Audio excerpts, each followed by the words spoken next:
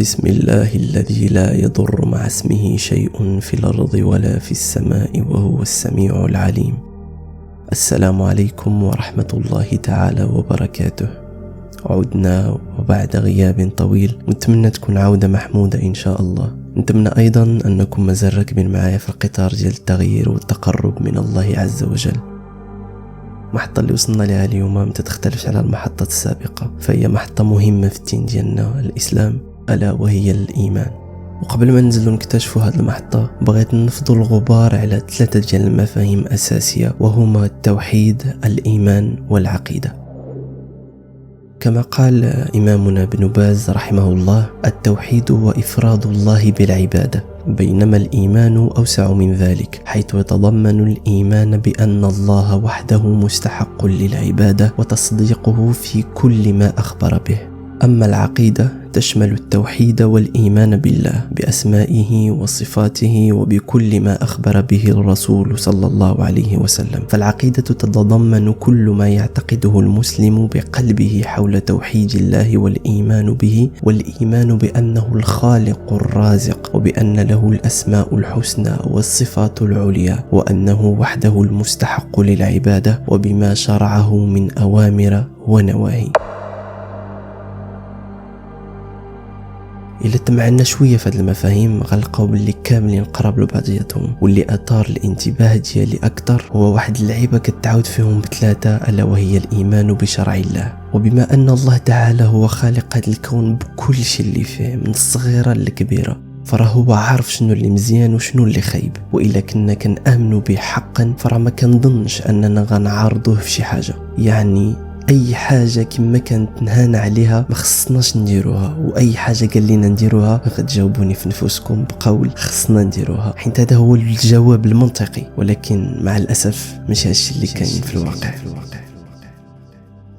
مؤخرا وليت كنلاحظ باللي كاين واحد التطفل الكبير على احكام الله تعالى وداك الشيء اللي امرنا به، يا اما في القران او عن طريق نبينا محمد صلى الله عليه وسلم. ويمكن التطفل يكون تطفل غير إرادي ولا سبابه فضول إنساني ربما، ولكن غادي في واحد الانتشار اللي صراحة كيخلع. مثال اللي غتكون عشتيه غالبا هو فاش كتسمع ولا كيقول لك شي واحد من باب النصح أنه واحد الفعل اللي كديرو خصك توقفه لأن الرسول عليه الصلاة والسلام نهى عليه، أو لا خصك تبدأ تطبق بعض الأوامر اللي رسولنا عليه الصلاة والسلام قال لنا راه مزيان نديروها باش نتقربوا من الله تعالى.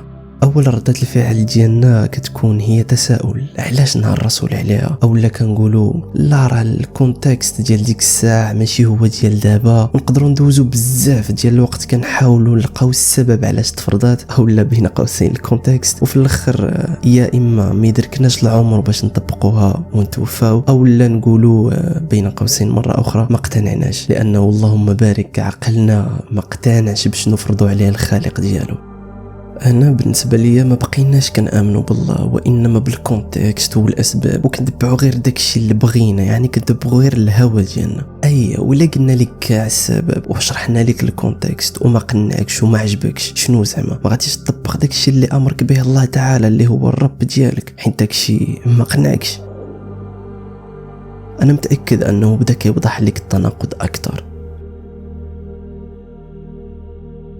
اما من جهه اخرى كاين اللي كيقول لك لا راه غير سنه نقدر ما نديرهاش، واصلا ما مذكوراش في القران، يعني ماشي فرض. وكينسى اولا كيتغافل ان الله تعالى في العديد من الايات في القران فرض علينا الاتباع واطاعه الرسول ديالو. خدينا على سبيل المثال الايه: قل اطيعوا الله والرسول،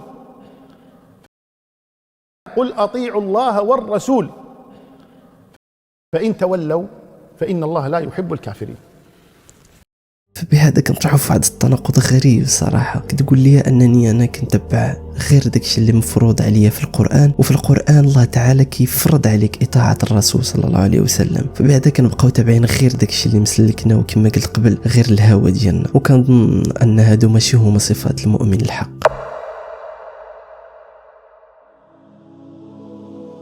أخي أختي، الإيمان بشي حاجة هو الثقة بعينك بعينيك مغمضين. راه ما فيش الاقتناع او خصني نفهم الكونتكست، لا، خص اول حاجه ديرها هي تطبق وتقول مع راسك هذا امر من عند الله تعالى، خصني نتبناه في حياتي ونقلب كيفاش ندخلو في عاداتي. وديروا الثقه بالله تعالى، فاش غتولي بحال هكا محال يجيك داك الفضول كاع، غتولي تطبق بعينيك مغمضه ان شاء الله، لانك طبقتي الامر اللي هو الله تعالى على الامر اللي امرك به، وبهذا كتكون قربتي من الخالق ديالك اكثر. وحتى لا كاع جاك الفضول غيلقى عقلك تقبل هذيك الفكره عن طريق الايمان، وهو براسو غيعاونك بين قوسين تقتنع اكثر. فرجع لربك وطيعه ونسى كبريائك، فراك كتعامل مع الخالق ديالك وخالق هذا الكون كامل، فبين اللي عافاك انك ممتن لكاع النعم اللي عطاك.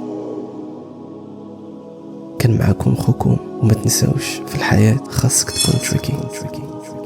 السلام عليكم ورحمه الله تعالى وبركاته.